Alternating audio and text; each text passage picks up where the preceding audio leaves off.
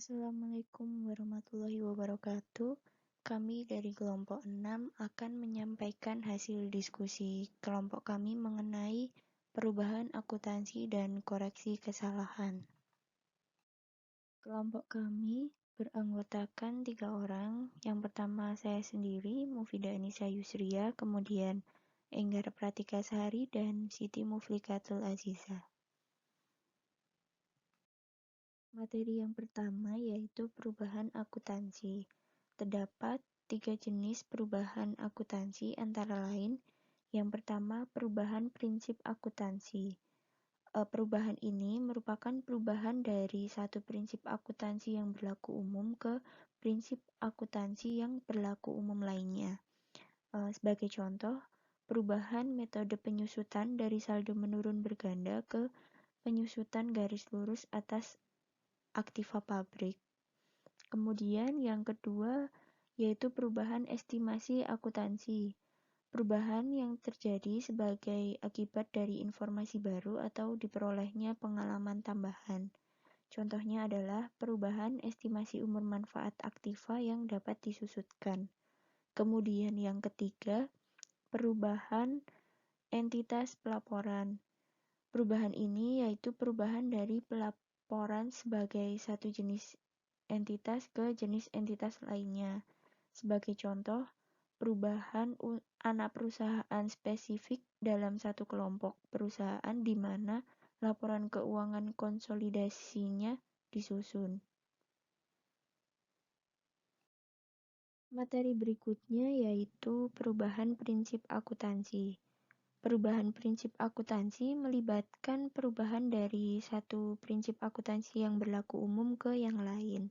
Sebagai contohnya, suatu perusahaan dapat mengubah dasar penetapan harga persediaan dari biaya rata-rata ke LIFO, atau perusahaan itu dapat mengubah metode penyusutan aktiva lancar dari metode dipercepat ke garis lurus atau juga bisa sebaliknya.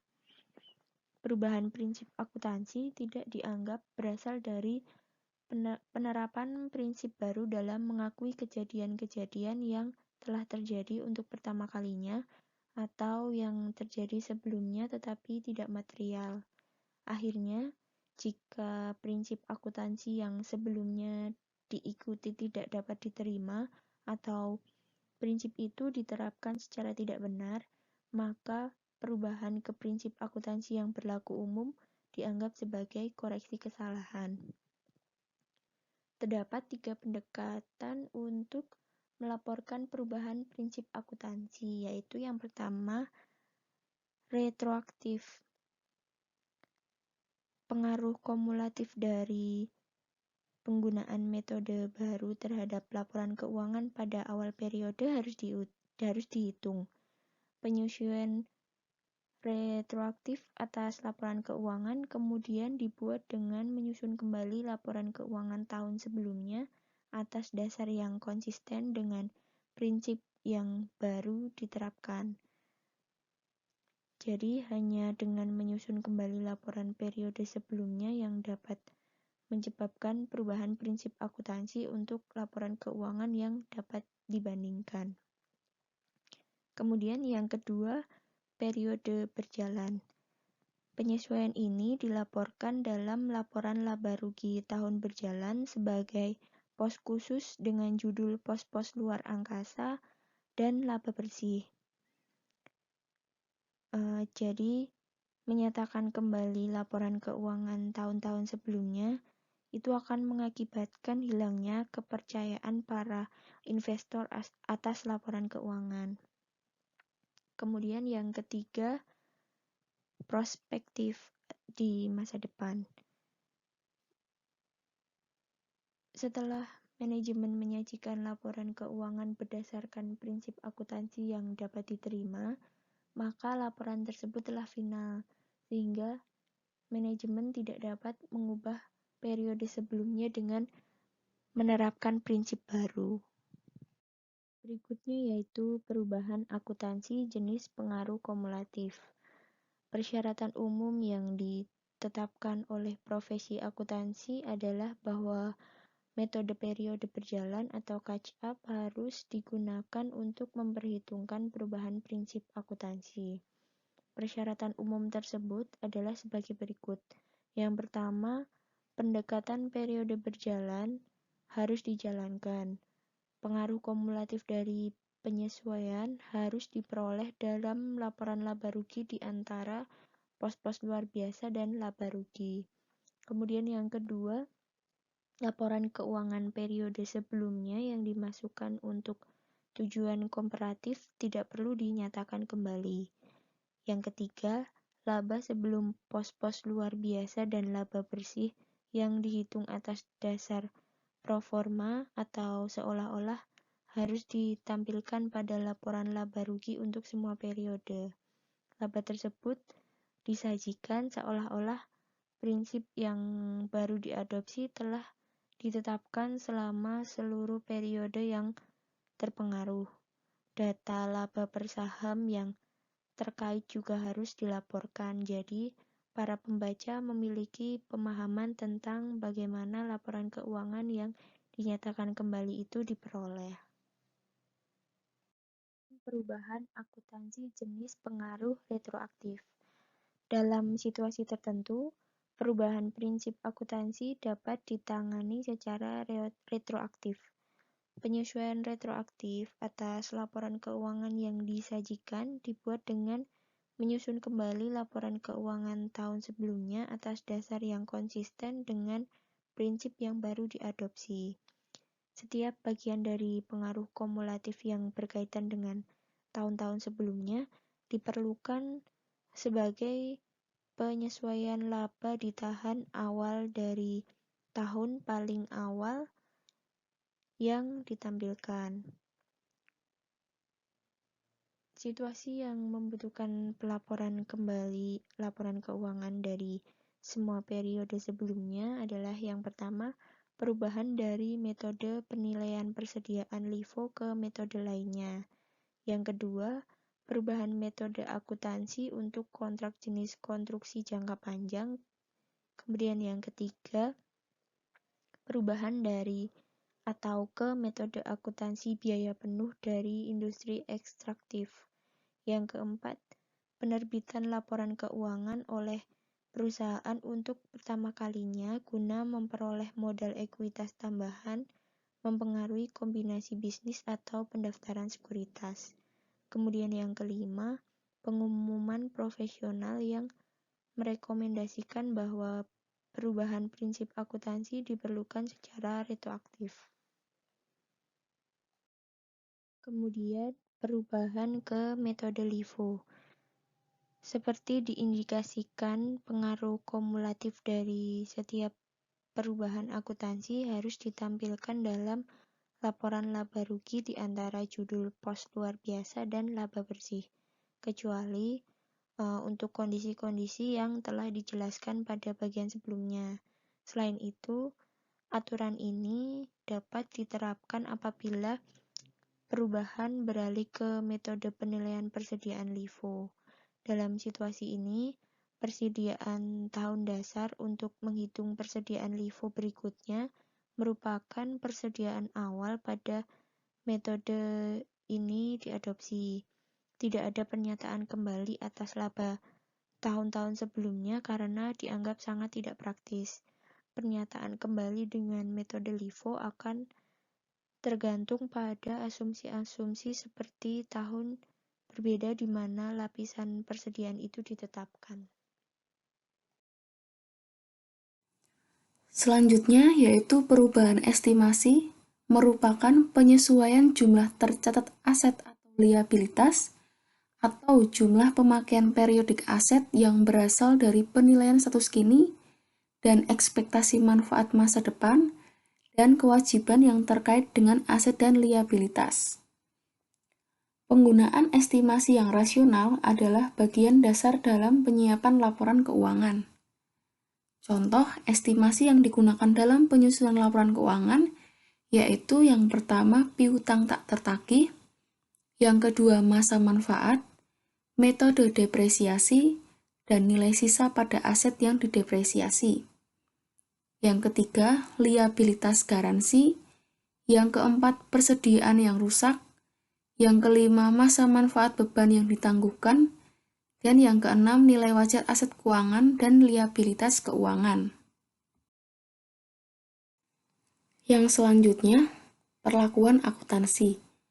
Dampak perubahan estimasi akuntansi diakui secara prospektif dalam laporan laba rugi pada yang pertama, periode perubahan jika dampak perubahan hanya pada periode itu. Yang kedua, periode perubahan dan periode mendatang jika perubahan berdampak pada keduanya. Perubahan estimasi diterapkan secara prospektif, yang artinya perubahan tersebut dilakukan pada tahun perubahan dan tahun setelah perubahan terjadi. Yang selanjutnya yaitu penyajian dan pengungkapan perubahan estimasi. Sebagai contoh, di PT Perkutut membeli peralatan pada 3 Januari 2011 dengan harga 480 juta. Peralatan ini disusutkan sama baik menurut akuntansi maupun pajak selama 8 tahun tanpa nilai sisa. Entitas melakukan pencatatan depresiasi karena laporan keuangan ditertibkan setiap tahun. Perusahaan melakukan perawatan dan pemeliharaan peralatan dengan baik sehingga peralatan tersebut masih mampu bekerja dengan kinerja terbaiknya. Berdasar kondisi tersebut, perusahaan mengestimasi bahwa peralatan tersebut masih memiliki masa manfaat tersisa 6 tahun, sehingga total masa manfaat menjadi 10 tahun dari tanggal perolehan. Perubahan estimasi tersebut tidak diperkenankan menurut aturan pajak. Tarif pajak yang berlaku sebesar 25%. Akibat perubahan estimasi tersebut, beban depresiasi tahun 2015 harus dihitung ulang. Beban depresi awal yaitu 480 juta dibagi 8 tahun yang hasilnya 60 juta. Akumulasi depresiasi sampai awal tahun 2015 yaitu 4 tahun dikalikan 60 juta sebesar 240 juta. Beban depresiasi setelah perubahan estimasi sebesar 40 juta. Dari hasil 240 juta dibagi 6 tahun. Menurut pajak, beban depresiasi 60 juta, sehingga pada tahun 2015 terdapat perbedaan depresiasi dengan pajak 20 juta. Dari hasil 60 juta dikurangi 40 juta. Berakibat laba menurut akuntansi lebih tinggi 20 juta. Sehingga menimbulkan perbedaan temporer kena pajak sebesar 5 juta. Dari hasil 25% dikalikan 20 juta. Sehingga jurnal yang dibuat adalah debit beban depresiasi 40 juta, di sebelah kredit akumulasi depresiasi sebesar 40 juta, dan di sebelah debit beban pajak tangguhan sebesar 5 juta, dan di sebelah kredit liabilitas pajak tangguhan sebesar 5 juta. Perubahan estimasi menyebabkan perubahan nilai yang diakui dalam beban dan pendapatan. Materi yang selanjutnya yaitu pelaporan perubahan dalam entitas. Suatu perubahan akuntansi yang terjadi pada laporan keuangan yang sebenarnya merupakan laporan dari entitas yang berbeda yang harus dilaporkan dengan menyatakan kembali laporan keuangan yang disajikan selama periode sebelumnya, guna untuk menunjukkan informasi keuangan bagi entitas pelaporan yang baru selama semua periode. Nah, di sini ada 4 contoh perubahan dalam entitas pelaporan. Yang pertama yaitu menyajikan laporan konsolidasi untuk menggantikan laporan dari kelompok perusahaan individual. Yang kedua, mengubah anak perusahaan tertentu yang terdiri dari kelompok perusahaan di mana laporan keuangan konsolidasi disajikan. Yang ketiga yaitu mengubah perusahaan yang termasuk dalam laporan keuangan gabungan.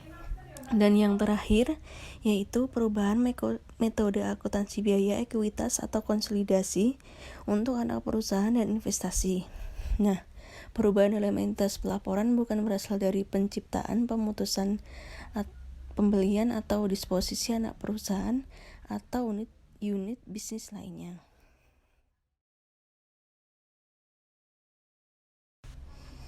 Laporan keuangan dari tahun di mana perubahan dalam entitas pelaporan dilakukan harus mengungkapkan sifat perubahan itu serta alasannya. Pengaruh perubahan ini terhadap laba sebelum pos-pos luar biasa, laba bersih, dan laba bersaham harus dilaporkan untuk semua periode yang disajikan. Pengungkapan ini tidak perlu diulang pada laporan keuangan periode berikutnya. Nah, untuk pelaporan koleksi kesalahan di sini ada kategori akuntansi dan jenis pelaporan ulangnya. Nah, untuk yang pertama pengakuan biaya. Jenis pelaporan ulangnya yaitu mencatat biaya pada periode atau dalam nilai yang tidak tepat. Selanjutnya pengakuan pendapatan. Pelaporan ulangnya perhitungan tidak tepat atas pendapatan. Kategori ini mencakup pengakuan tidak tepat atas pendapatan, pengakuan atas pendapatan yang diragukan, atau sejumlah kesalahan pelaporan atas pendapatan. Yang ketiga, misklasifikasi. Misklasifikasi pos akuntansi yang signifikan dalam neraca, laporan laba rugi atau laporan arus kas, mencakup laporan ulang akibat misklasifikasi akun jangka pendek atau jangka panjang atau akun yang berpengaruh terhadap arus kas operasi. Selanjutnya, ekuitas lain-lain. Perhitungan tidak tepat atas EPS, saham terbatas, waran, dan instrumen ekuitas lain. Yang selanjutnya, cadangan atau kontingensi. Kesalahan yang mencakup piutang usaha, utang tak tertagih, cadangan persediaan, penyisihan untuk pajak penghasilan, kontingensi, dan rugi. Yang selanjutnya, aktiva berusia panjang. Untuk jenis pelaporan ulangnya, penurunan nilai aktiva properti, pabrik, dan peralatan, goodwill atau aktiva terkait lainnya. Perpajakan. Kesalahan yang mencakup koreksi atas provisi pajak, penanganan tidak tepat atas kewajiban pajak, dan pos-pos lain yang terkait pajak.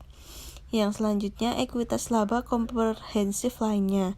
Pelaporan ulangnya perhitungan tidak tepat atas transaksi ekuitas yang terkait laba komprehensif, antara lain pos mata uang asing, penyesuaian kewajiban minimum atas pensiun, keuntungan dan kerugian yang tidak diakui atas investasi tertentu dalam utang, sekuritas ekuitas, dan derivatif. Yang selanjutnya, persediaan. Jenis pelaporan ulangnya penilaian persediaan, isu kuantitas, dan biaya penyesuaian penjualan. Yang selanjutnya yaitu ekuitas opsi saham. Jenis pelaporan ulangnya perhitungan tidak tepat dan atas opsi saham karyawan. Yang terakhir, lain-lain. Jenis pelaporan ulangnya semua pelaporan ulang yang tidak tercakup dalam kategori di atas, antara lain yang terkait perhitungan tidak tepat atas akuisisi atau merger.